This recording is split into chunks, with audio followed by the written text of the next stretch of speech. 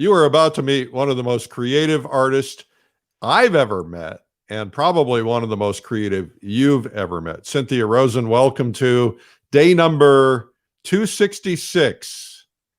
Hi, Eric, and hi, everybody. Hi, Cynthia. What We'll are you going to do for us today, speaking of creative? Okay, so I have an image here, which I'll show, and I'm going to start my typical style, staining orange, and then begin abstracting and show how to move from abstraction towards a bit more of realism, because I straddle both lines. And you're going to paint with palette knife? I am going to paint with palette knife. I stain my board with a nice big fat brush and go to the knife. So just so you guys have a feel for what Cynthia does, let me just show you a little bit of her work. All palette knife paintings, very vibrant, exciting, abstracted work with a lot of color. As she says, she straddles the realism. This is a figurative piece. I've never seen one of your figurative pieces. That's nice. And a fall scene. And also, this is her video, her current video, Expressive Landscape Painting, and she did this painting. And then she's got a brand new one coming out in January, which is a still life painting with palette knife. And so anyway, that's exciting, Cynthia. You and I met I can remember the moment I first realized meeting you. There may have been a time before, but I can remember at Fall Color Week in Maine. We're along the peninsula, the Scudic Peninsula. We're all out there painting, and it's a real chilly, foggy morning. The fog was just beautiful. And everybody else is over on the water side, and there's a bunch of cars with a bunch of painters on the water side. And here you are on the non-water side, and I see you with not two easels, but two panels, and you're painting, looking in one direction and painting that one, and looking in the other one and painting that one. And I was very curious, and so I came up and we started talking. That's the first I remember meeting you. You can't do that on a sunny day because your colors are too different because of the light. But on a gray day, it's pretty much gray. Why can't you do it on a sunny day? Because your light, depending obviously on the time of day, high noon, everything's different. But your colors are very different on the east side than the west side on a sunny day. Oh, but you could do two looking at two slightly different directions. Yes. Yeah. In fact, I've done 3 small ones looking in a similar direction. And I ran into a bit of problem because I started to paint over here on one and then over there on the other. It was a mess. Well, it takes a very special brain to pull something like that off. And we also had a kind of a special moment. I have photographs. I should have brought them up. Maybe I'll find them while you're doing your demo. But Gracie took some photos of us, but of you. We were at the Adirondacks in June, and painting by a waterfall, which the Hudson River School painters painted. And I wander into the woods, and there you are painting a 40 by 60 or a 60 by 80, some giant painting outdoors, which I love to see. It takes a lot of courage. Yeah, well, that painting actually started the day before in front of a tree. But the day you caught me, the wind was so high that I had to move the painting behind the tree so the tree could act as a bit of a barrier. That was me. I learned with that painting. Yeah, a giant sail. Right. Yeah. It reminds me of the first time I went plein air painting. I didn't know anything about it, and I took a studio easel and a card table and a box of stuff and a great big canvas panel outdoors. And those, canvas is what they make sails out of, and that thing just went flying. Right. Well, I've actually created my own easel. I thought of manufacturing them, but right now financially, it'd be $10,000 to do that. I'll do it for you. All right. My own we'll make it happen. Okay. Cynthia Rosen is going to be right back. We're going to be excited to see some abstract painting moving towards realism, moving away from realism, and palette knife painting. So that's very exciting. So Cindy will be right back, and I'll make a couple of brief announcements so you can get set up. And you're also going to give us a studio tour, I understand. I put my computer on a lazy Susan, so I'll do a Okay. slow to the studio. All right. Terrific. Okay. Our guest today is Cynthia Rosen. You're going to really love this. My name is Eric Rhoads. I am the publisher and founder of Fine Art Connoisseur and Plein Air magazines, and head of Streamline Art, which is kind of like Disneyland for artists. We just do all kinds of things for artists. You can find us if you go to streamlinepublishing.com/everything. That's where you'll find Streamline Art. You'll find all the different things we do. We have been here now 266 days since the beginning of lockdowns. And the goal has been just to, quite frankly, be there for you. You know, I heard from somebody yesterday or the day before by email, and they told a story about how they were living alone. And, you know, here they were locked up and they were feeling cooped up. They're normally very social and able to be with other people. And they just kind of felt like this saved them. This got them through it. And that just really, you know, made me feel great that we were able to do that for somebody.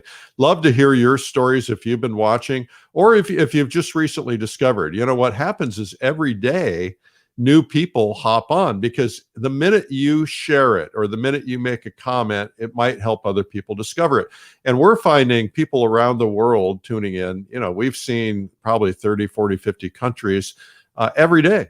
And people are tuning in at, you know, 8 o'clock at night, some of them at 2 o'clock in the morning, some of them at 6 o'clock in the morning.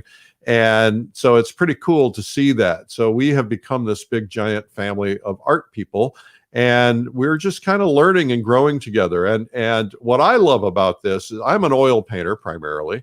I'm learning watercolor, but I have found that no matter who I watch, no matter what I watch, I'm learning something that applies to me, and things that I thought, you know, sometimes I get a little full of myself and think I know everything. And the reality is I don't know anything. And when I watch, you know, yesterday watching Laurie Snow Hine, I saw things that it's like, nobody ever told me how to do that. So there are little things that you're going to pick up from everything that we do, both at 12 noon and also at 3 p.m. Because at 3 p.m. every day, now we're talking Eastern, 3 p.m. every day, we have a sample, usually about an hour, of one of the in-depth art instructional videos that we've created at either Streamline, Lilidol, or Creative Catalyst, our three companies that do that.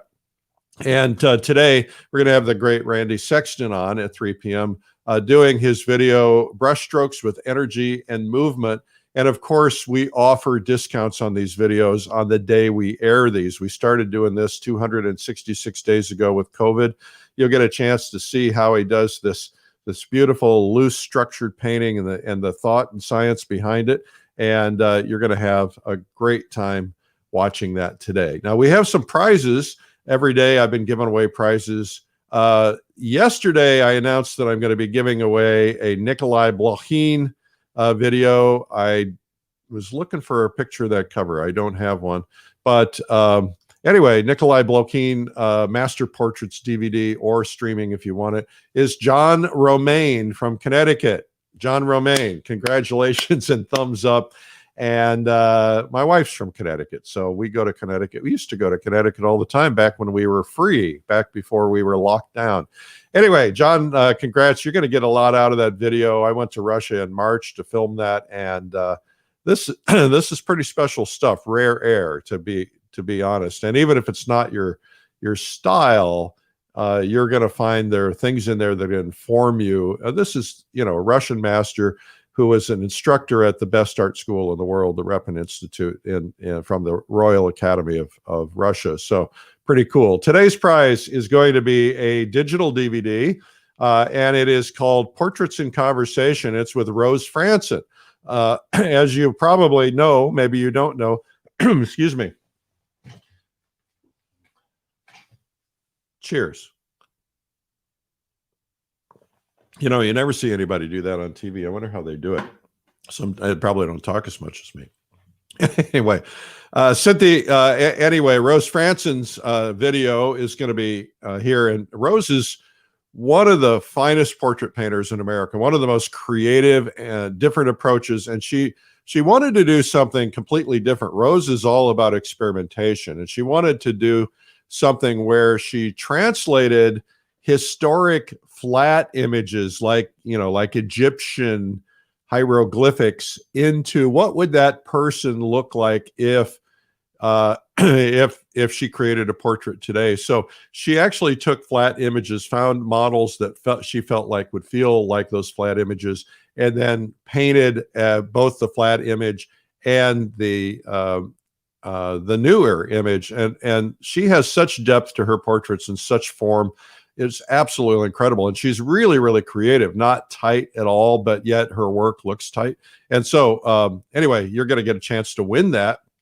And I told Cynthia Rosen we were giving that away today, and she says, I want to win it. So I'm sending her one as my gift. And anyway, it's a fabulous one. And so you can win that today. And the way to do that is through the comments, right? So all you got to do is make a comment, and then we're going to grab randomly from the comments, both in the replays and otherwise, randomly grab names from the comments and award prizes. And we will love it if you say where you're from. All right. Now, coming up here in a minute, we're going to do Cynthia Rosen, but first I want to play this for you. Have you ever wanted to learn to paint in watercolor but don't think you have the talent? Most master artists will tell you that painting is a skill anyone can learn. If you follow a process, you too can paint beautiful artwork. You could spend $3,000 or more to attend a live workshop or convention. Or you could learn from the world's finest for a fraction of the cost at Watercolor Live, the world's first virtual online art conference devoted to water media.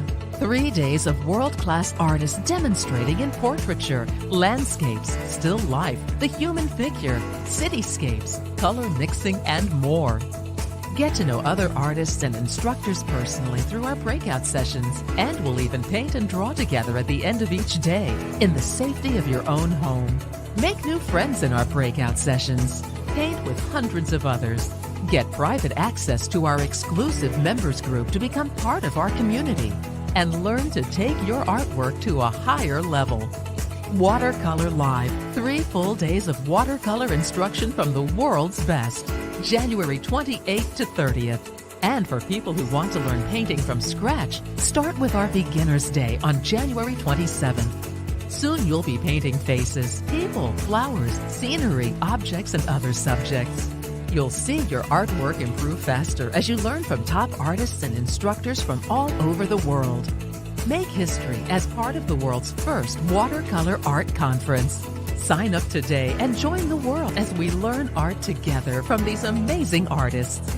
Joseph Zbukvich, Linda Daly Baker, Jean Peterson, Mario A. Robinson, John Salmonen, Thomas W. Schaller, Suni Warren, Matthew Bird, Andy Evenson, Michael Holter, Pablo Rubin, Daniel Marshall, Lauren McCracken, Angus McEwen, Kim Minikello, Ian Stewart, Brenda Swenson, Keiko Tonabe, Stephen Zhang, Birgit O'Connor, Shuang Li, Antonio Masi, Larry Moore, Glenn Knowles, and many more to come.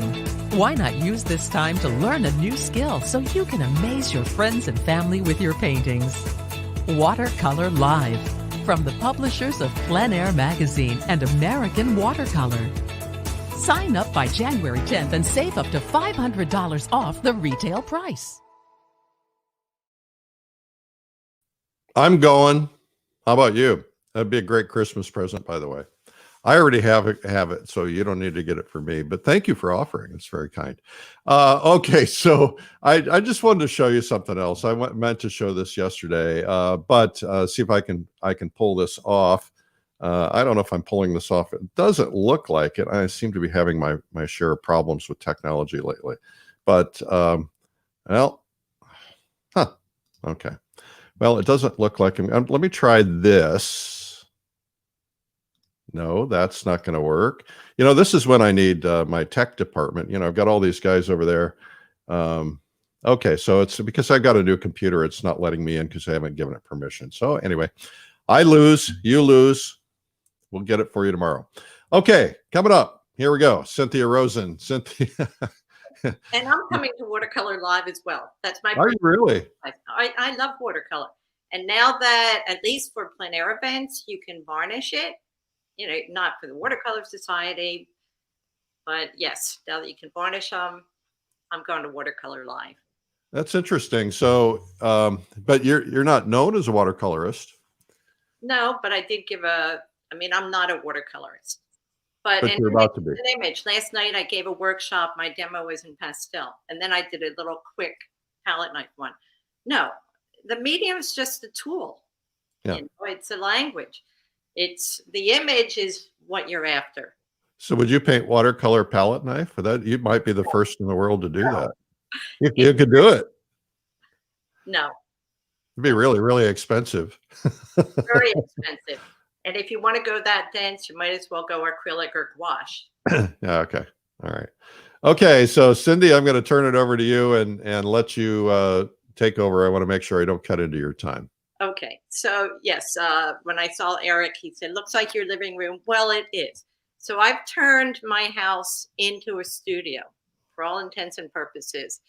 I will show you my studio. It's a bit of a mess, but then that's just how I am. I put the computer on a Lazy Susan. I've got 2 large paintings going. Actually, one's acrylic, one's oil. And in the back, I have a moving wall. And in the way back corner, I have some kind of a shelving unit for putting large panels in. So the moving wall is so you can display different paintings? It's folded. And yes, I can hang paintings on it and I can divide spaces with it. Okay. So it's on wheels. Like everything in my house, except for the paintings hanging on the floor, is on wheels. That's what I will call Studio B. It's another room. I'm just not using it this winter because of COVID. But I figure if I give workshops or have artists come, they can work in either space. And I hang things on my wall. That's another experimental piece. So that's my workspace. Love it. The windows are north facing. And as you can see in the other studio, it's really light. I had to shut all the curtains for today because I would be backlit. So, you know, if I was painting. So Here we go. This is the image I'm using. Okay. I do take liberty. It's quite monochromatic, as you can see. I take a lot of liberties. I'll explain what I'm doing, why. And here I go. This is standard for me. I stain my board orange, red, any of these warm colors, and I let it show through. So I use a brush for staining, and I use a brush, you'll see, just to note my composition. I'll move that out of the way. This would be a great painting, 6 feet large. I mean, it will come off very abstract, but the devil's in the details. It would be really cool to be able to go up and see fun little knife marks on a large painting. But to have this image, it's like walking into the woods if it was 6 feet large. So anyway, here we go. With that, I'm going to take another brush, dip it in a dark color, and say, yeah, this image is divided right down the middle. And that's really a no-no. But I'm sort of known for no-nos. Yes, you are. What I'm doing is coming out basically abstractly. Trees dance in my mind. I love the fact this is a very dynamic composition. There's all this plant matter down here. There's actually a walkway there. I tend to not worry about corners, though in the still life painting, whoa, there's a lot of glare hitting that now that I have wet medium on it. Sorry about that. That's all right. We can live with it. That would drive me nuts, but I'm sorry. Maybe I can stand in front of that light a little bit. Move it to the side. Sorry, folks. Maybe tilt your turntable a little bit. Maybe that'll make a difference. No. No. No. Okay. All right. Well, we'll live with it. Okay. I'm going to move the light over and face it. It will be at least on the side. Yeah. Okay. So I'm putting in everything I need to know. I really like, this is a very abstract composition. Are you doing oil or acrylic? This is oil. All right. I have a bunch of skinny things. The most important question that has been asked so far is, do you use the exercise bike in the background? Not as much as I should. I did my workout this morning. You know, I put it there. I actually have a television in the room, which I figured, well, if I ever want to see an image large, I could. But in all honesty, whenever I sit down, it's at my computer. So I'm going to clean up certain areas that are going to go cool. That is more of the blue tones. This is, as I said, it's a really quite monochromatic image. Are you using it like a scraper? This is a wedge. Let's see it. Okay, plastic. All right. It's a rubber. Rubber, yeah. In fact, I started out a few years ago trying different kinds of kitchen spatulas. Here's a hand wedge. Yeah. Okay. They're fabulous tools. And because I stain, I like, and I leave some of the orange in the image. So now I'm using the hand wedge. Okay. While my base is still wet, I can go into this and just pick up areas that are going to go light. You can actually make lines with the wedge. It's a very cool tool. You can put light on a tree. Yeah. Exactly. Exactly. Or on a sail of a boat. Now that's going to, I don't like that, but I'll take care of that with my knife as I start to paint. So at this point, I'm going to go paint. All right. I mean, I know it's sort of what I'm doing. I want a little bit of light touches in here. The wedge is great for rocks. I mean, look at the nice geometric shapes you get with it. It's just a fabulous tool. So, and I bought it at the plein air convention. I had never seen them.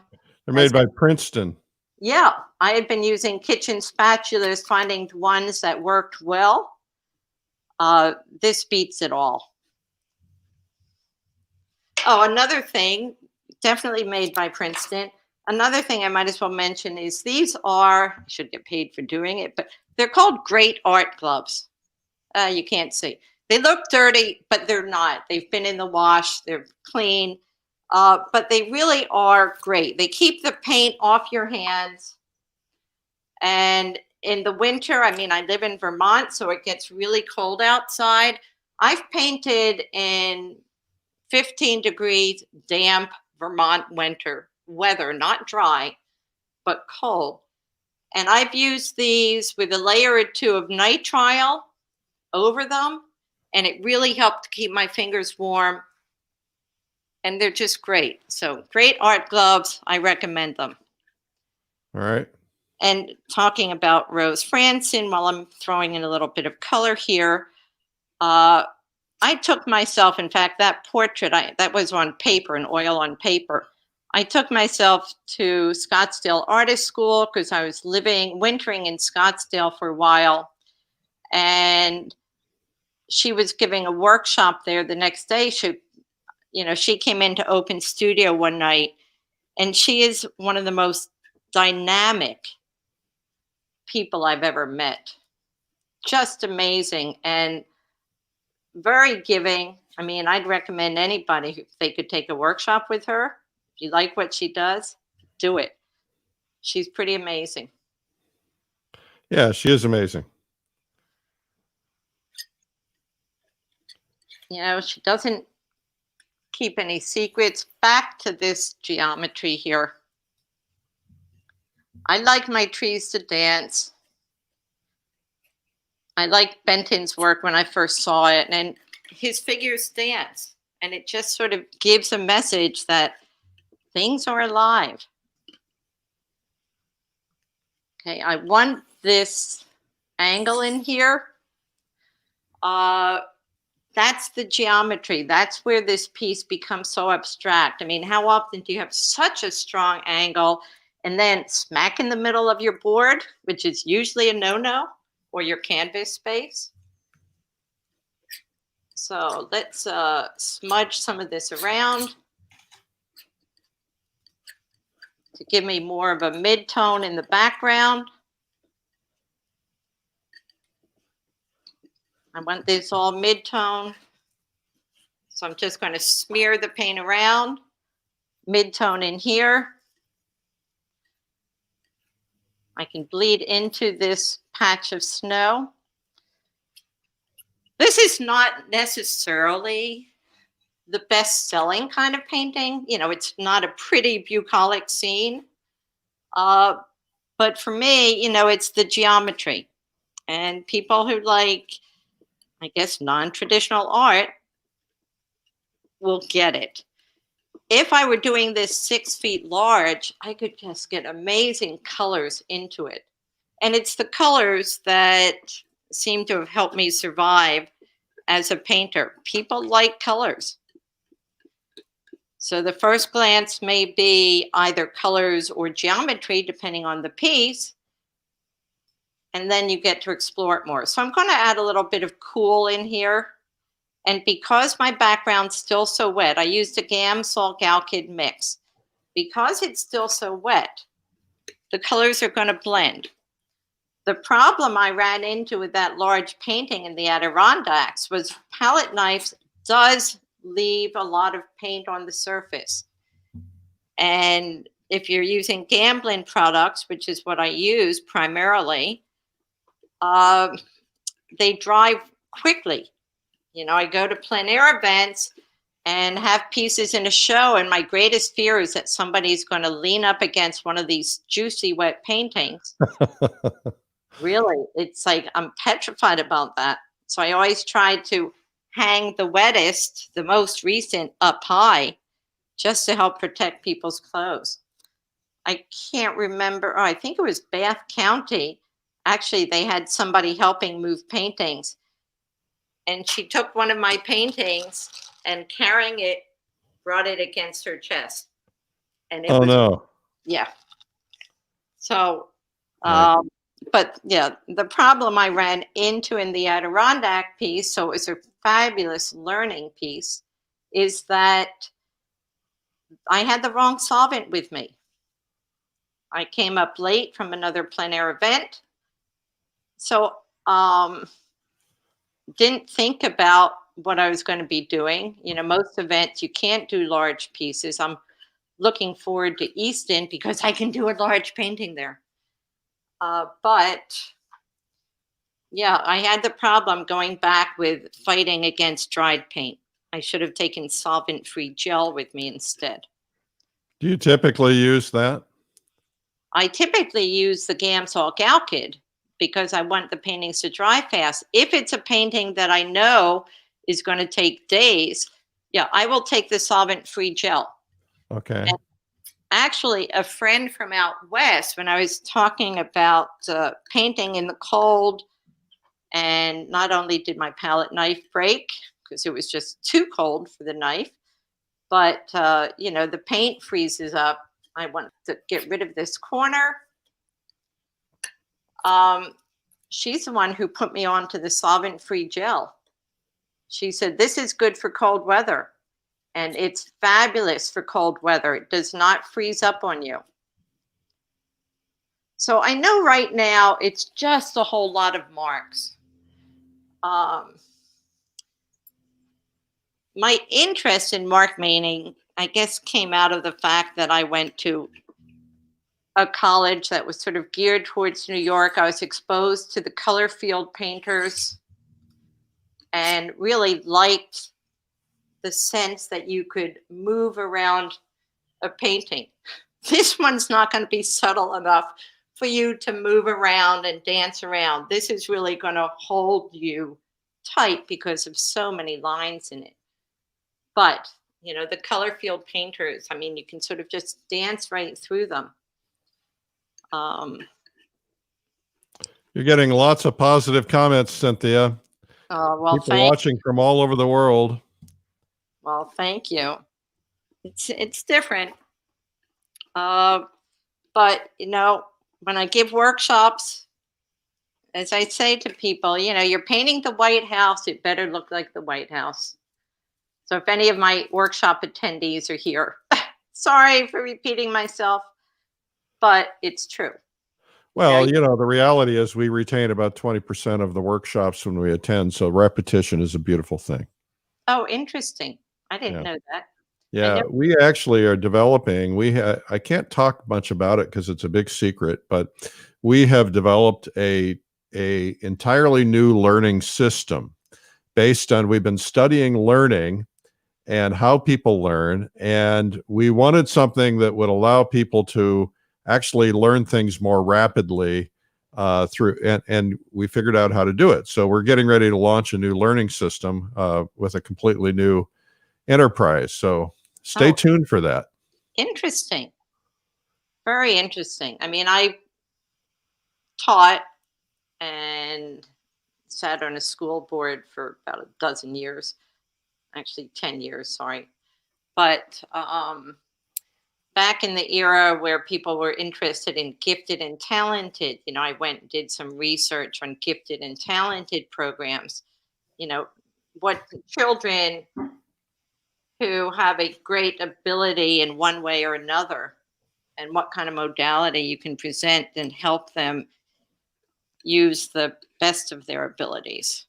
It was all very interesting, but I look forward to hearing about that for sure. I want to cool this down a bit.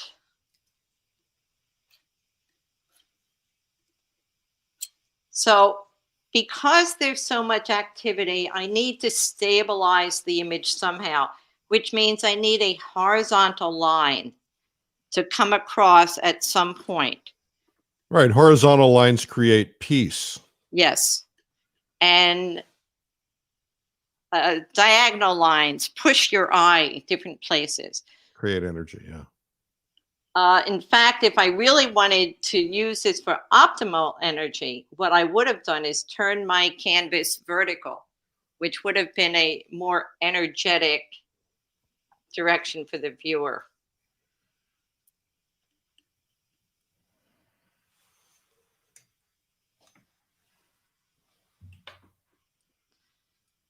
Now I'm going to move my colors around. It's how I do, it's how I build up. I mean, this is just in the very beginning throws. At some point, you know, I'll put this on my Facebook page or my website when it's done. As you saw in my studio, I have several paintings going at once. But while this is good and wet, I will work on it some. So here I'm going to create the center tree. I have this dark line here. I will get rid of that. It's just I put my base on so quickly, but I really do want the tree in the center. I want this side to equal that side and break the rules.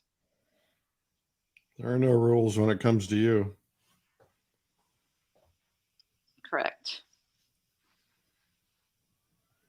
Did you train yourself to overcome that stuff? And was it hard in the beginning, or are you just naturally that kind of person? When I first started painting, I actually did half a dozen paintings, 5 different styles, because I had no idea of how I wanted to paint.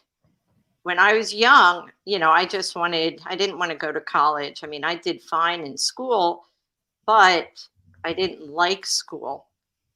And I just wanted to paint. And my father, who was the first in his family to go to college, just had a fit. And I'd only applied to one college because I was so resistant to it. And I got in, it was Syracuse, but I really didn't want to go. But it all sort of resolved because my high school art teacher had his art class attendee send out these portfolios to a national scholarship competition. And so I won this free ride to college. And it's like, okay, my mother had my sister find a dorm for me to live in because the school, it was the Boston Museum School, did not have dorms. And, you know, I attended. I actually, the funny story is that I walked into drawing studio because I decided my first year was just going to be about drawing. I wanted to learn how to draw. And I'd go into a very traditional studio, and I walked into this one studio, no idea of who the teacher was, how he taught. And he is saying, well, a figure is this. So I talk about this in I have a new video coming out on a still life, but I show how simplification of shapes actually is really most of what you need to know. And especially it's why you can get away with a palette knife. I can create a rectangle with a circle on the head and it can look like a person. But anyway, I went into this studio and all he's doing is these shapes, hard geometric shapes. And this is a figure drawing studio. And it's like, I was horrified. How could he do that to the beautiful figure? You know, I thought the figure is just supposed to be this lovely, gentle thing. And I was so upset when I left that I decided to go back the next day because what was it that I wasn't getting?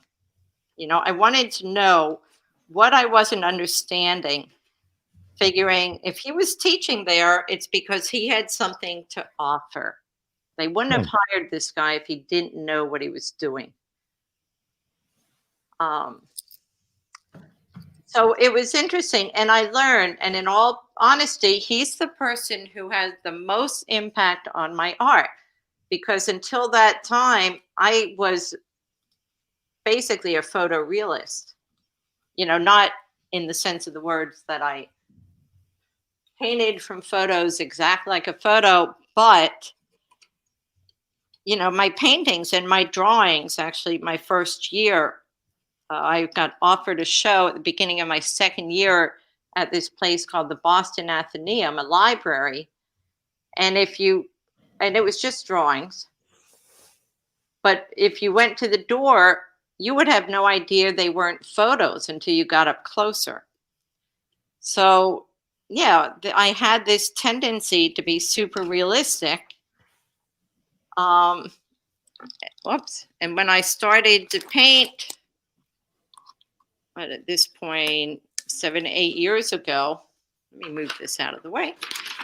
I didn't know what I wanted to do. It had been 40 years since I had made art, except for these murals and theater sets. And so, you know, I just tried all different styles. You were quite an inspiration. And I should mention that there is a plein air podcast with your entire story coming up. I don't think we released it yet, did we? No. I think it's coming up right away. I think you did, because some people have listened to it. Oh, okay. It must be out there then. I never know. Once I record them, it's up to my team to get them out there. Yeah. So I will say, I mean, I'm a bit to the side of this because when I tried to use my phone, which would have allowed me to stand right in front of the painting as I worked, there was a lot of static. So I have to have this big computer sitting here, and it's blocking some of my view. But I will make corrections once I go off screen and I can stand right in front of the painting. So anyway, when I started painting, I realized I didn't know anything about color, because what I had done in my youth was mostly non-objective, and it was pastel and spray paint and stuff like that. After I did that very representational series, and it was monochromatic. So for me, I really realized when I went out to paint plein air that I didn't know anything about color. And that's when I picked up the palette knife. And I just never put it down, because part of the joy of painting with a knife is that mixing colors. Mixing colors is a lot of fun. I sometimes, I'll come up with a color that I've mixed on my way to working a color that I intended to mix, and realize, oh, what a pretty color. It's going to go on my painting, even if it's not in the scene. So giving up the palette knife, it's faster to paint with a brush. It is. Yeah. But give up the joy of mixing colors and the delight and surprises. Well, one of the things you said in the interview in the podcast, which I've just posted the link to, it is out, is that you can get so much more intensity of color with a palette knife than you can with a brush. Right, because you're not blending. The minute you blend two colors, you're dulling them down. It dulls down the initial color. So if you want a vibrant color, I know when I started painting, there were all these rules that I heard. It's like, you can't paint with paint right out of a tube. Can you tell what colors you're using? Somebody's asking about your palette. Yes. Right now, actually, I can hold up my palette. It's a little one. A little? Oh, it's little. I thought it'd be really big. Well, because I can't get near my painting because of the computer. Because of the phone. Yeah. Yeah. So anyway, as you can see, the orange is dripping. It's dripping. It's dripping. So my general palette, and I think I have it on my website, called left to right, cobalt blue. I don't usually put ultramarine. If I go down to the beach, I would, the ocean. But the cobalt blue, because if you mix it with the purple dioxazine, you don't get a perfect ultramarine blue, but you do get a cooler blue. So cobalt blue, Prussian blue, purple dioxazine, alizarin permanent. I have a couple tubes. I have tubes of paint that friends gave me. This is basically a cad red light. I usually use cad red medium. Cad orange, cad yellow, and yellow light. This is a Hansa light. My favorite is lemon yellow, but I'm saving my favorite paints for when I go to events. I tried a lot of colors, and so I'm saving some of my favorites for things like that. And would you quickly show your reference photo again for those who tuned in late? Absolutely. All right. Okay. It's Yep. It's just a guideline. Is anybody going to say, whoa, that's not what that location was like? So when I go out plein air painting, I always put my orange red stain on first. But it takes, and outside it would have dried faster than it is in my house right now. So it's blending a little bit. So it's blending, but I can make use of the blends because that will be the background. The top layer will take care of anything I don't want. But, what a compliment. Someone says, Donna says, this is like watching a stained glass window being created. That's a nice compliment. It's interesting. A lot of people have said that, and someday maybe I'll actually make a stain or have a stained glass window made. I don't really like glass, which is part of the reason I won't really do pastels. And as I said, the watercolors, I could only do at a place that would allow me to varnish them. Somebody said, so palette knife painters must be also good at putting icing on cakes. I leave that to my daughter. I don't. I am like the least decorative person in my family. So it's really funny, but you would think, yeah, you'd think. You would think, well, you could use palette knives as long as they were new.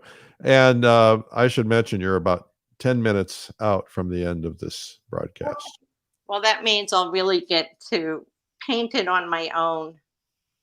And I will put it on my website when it's complete. Yeah. Also, if you'll put it in the comments of this broadcast. Okay, I will Thank do you. that. Absolutely, because it will look really quite different. I wanted to be able to get to a point. I'm going to do something since I have so little time left. I had talked about this center tree. I created some of the grays going up. I put a little bit of light here. I want to show you how I will define the space.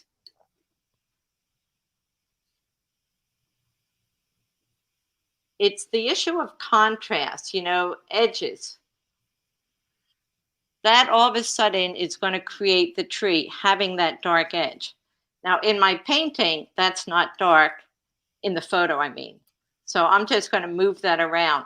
But it's the edges that will give the definition. Okay, can people see that? Well, yes, of course. Okay, all right. So if you put light against dark, that's how you create the definition. My son, Ian Marion, is a beautiful painter, much more Hudson River than I am. Does a whole series on clouds. But when he was younger, he did a tree and he said, "Why is my tree so stiff?" And it's basically because he had edged it so cleanly straight down that it couldn't breathe. You got to break up those edges. Correct. So here's some light edge coming against it. So that will define the tree. And if I bring some of that white down here, it doesn't need to go all the way down. But if I put a little bit of it down here and here, it helps follow the edge of the tree. I want this to get softer, which I will do when I do the final piece. I like to mix my own zinc and titanium white. Titanium's really strong. I keep flake white replacement for really, really strong whites. It's not a typical color I use, but I keep some on hand, like for summertime, or really, you really want to punch out some whites.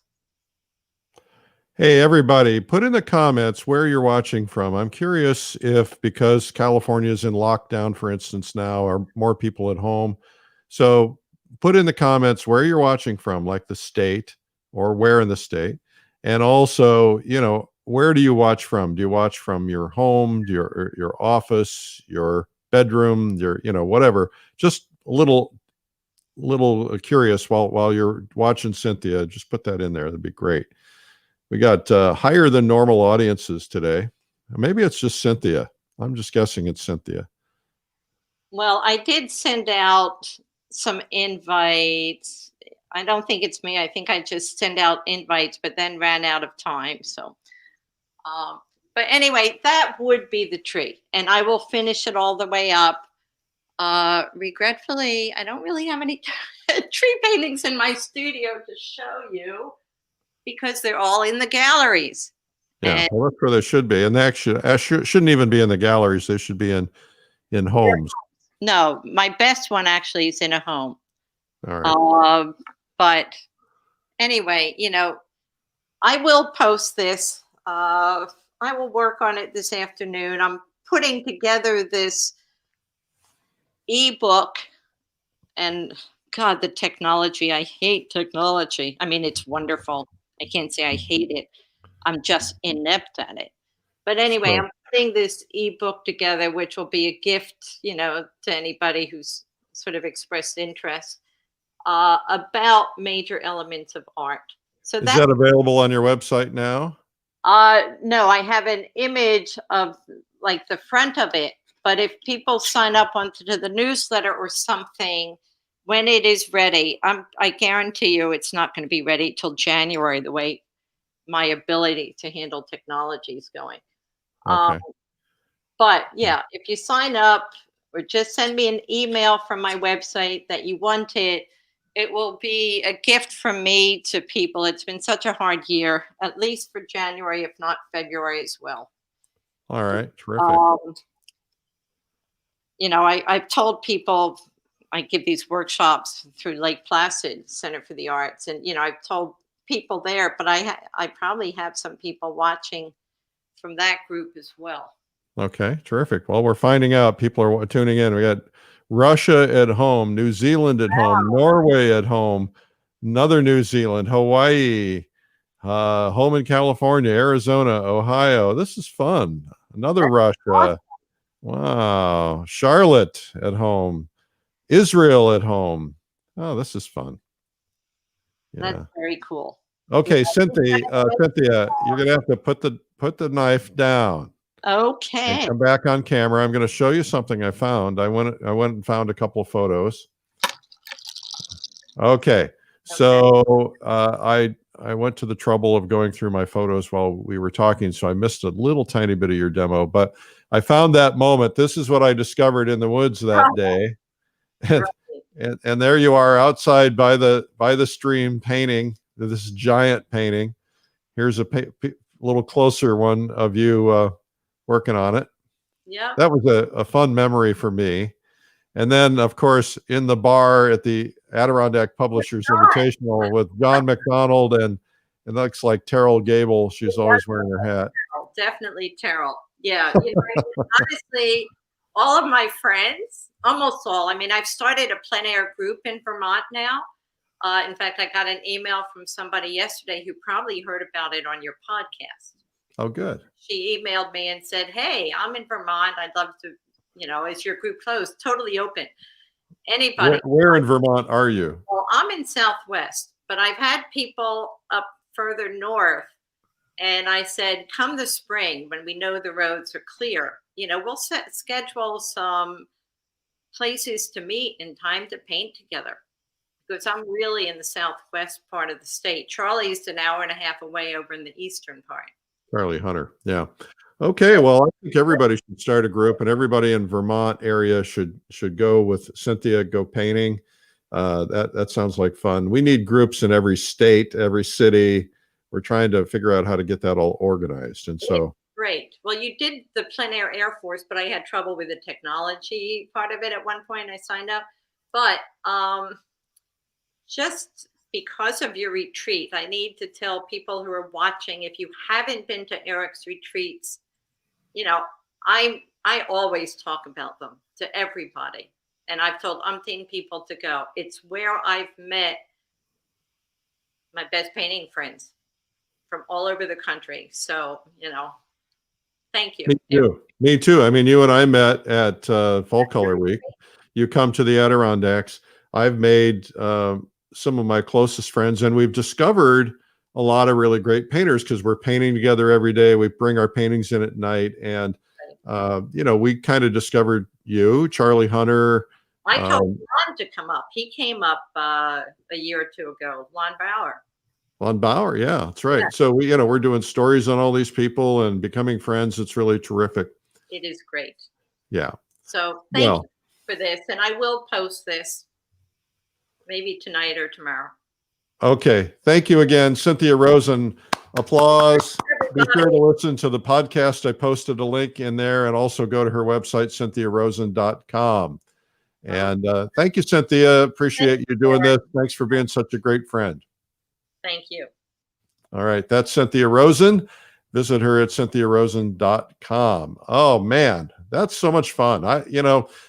The best part about art is that we get to play. And when you get stuck, if you're working on something, I've been working on this one painting for 2 months now, a big 30 by 40, and I just got stuck and I started making mistakes and I just really screwed it up. But when you get stuck, just start playing. You can't be so in love with your painting that you're afraid to mess it up, because it's the messing up is where you're going to learn and grow. And so just try something new, do something new, get the palette knife out, try being radical. You're not going to hurt it. And if you do hurt it, so what? You're always going to learn something from that. So we're here every day. Every day. This is day number 266. We're going to have a big celebration coming up at day 300 again. And we'll be here. I think, I'll pop in even on Christmas Day, like I did Thanksgiving Day. It won't be a long one, but we'll pop in and we'll do something fun. And we just love being here with you guys. This is a great honor for me to be able to serve you. It's a great honor that you guys are on there. And I love it when you will do things like sharing. If you would just be so kind as to reach over and hit the share button right now, so people can see Cynthia, but also it helps us grow the audience. And if you're up for it, go over to YouTube. And we have a lot of audience on YouTube. We've got 60,500 subscribers last I checked a week ago. If you would go there, you're not only going to find all of the videos that we've done for 266 days, including art marketing, gallery visits, lots and lots of artist demos. You're also going to find the ones we do at 3 p.m. daily. Remember, 3 p.m. daily, every day at 3 p.m. We have tutorials on art that we've created. Today, Brushstrokes with Energy and Movement with Randall Sexton. That's at 3 p.m. You find that on YouTube or Facebook by searching Streamline Art. And that's where you're going to find these things. And so if you would go over there and hit the subscribe button. The other thing I would like, and there's actually no benefit for you, I'll just tell you up front, is the only benefit is for me. So if you would just follow me on Instagram, that would be terrific. I want to try to build my Instagram up because it's become more and more important. And the more people that I can reach, the more people that I can change. My goal has been, and I've announced this publicly a year ago, maybe 2 years ago, is to teach 1 million people how to paint. My belief is that painting changes the world. When we become artists, we see the world through different eyes. We're happier, we're more fulfilled. We might be frustrated because we're learning something all the time, but we're also challenged. And when you're challenged, you're happy. When you're doing what you love, you're happy. And when you're happy, everything else changes. And so my goal is teach more people to paint. And whenever somebody walks up to me, I remember I was in the square in Santa Fe painting back pre-COVID, right? Somebody would walk up and the kids would walk up. I remember a kid with his parents walked up and he said, "Can I do that?" And I said, "Sure." And so I looked at the parents for approval, and I took the kid and I took his paintbrush, or my paintbrush, and I showed him how to put it in the palette and then how to make a stroke. And I said, "Now here's the brush, you do it." And then that kid did it. And I said, "Do it again." And they're like, "Oh, he might mess up your painting." I said, you can't mess up a painting. I can always fix it. And so, but then the kid got excited. I said, "Listen, buy the kids some art lessons, or get some, get some acrylic paints, or get something, watercolors, something, and get them started when they're enthusiastic." We want to encourage more and more people. A lot of us, myself included, as adults, we painted maybe when we were kids with our parents or in school or something, but we've always wanted to do it, but we've told ourselves it's not possible. I can't do it. I don't have talent. That's not true. Anybody can do this. You can do this, and all you have to do is learn a system. That's why I've got Watercolor Live. You're going to learn systems. You're going to learn how each of the top watercolor artists in the world are teaching painting. You learn a system. You don't have to have talent. Talent comes with practice.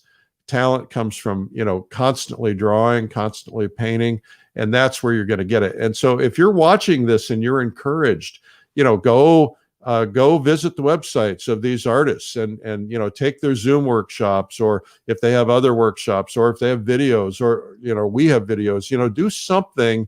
And especially if you're in lockdown, make good use of this time. We can only eat so much bread. We can only bake so many cookies. And if we're stuck inside, we can be learning and growing, and that's what this time is meant for. Take advantage of it. All right. Well, thanks for watching today. I'm Eric Rhoads, publisher of Fine Art Connoisseur and Plein Air Magazine and Streamline Art. We're getting ready for the holidays. It's crazy. And of course, a lot of us are going back into lockdown. We were talking about that last night, kind of trying to get prepared for it just in case it happens here, get our shopping done and so on. So I wish you well, and you guys have a terrific day, and we'll see you tomorrow at 12 noon here on Facebook.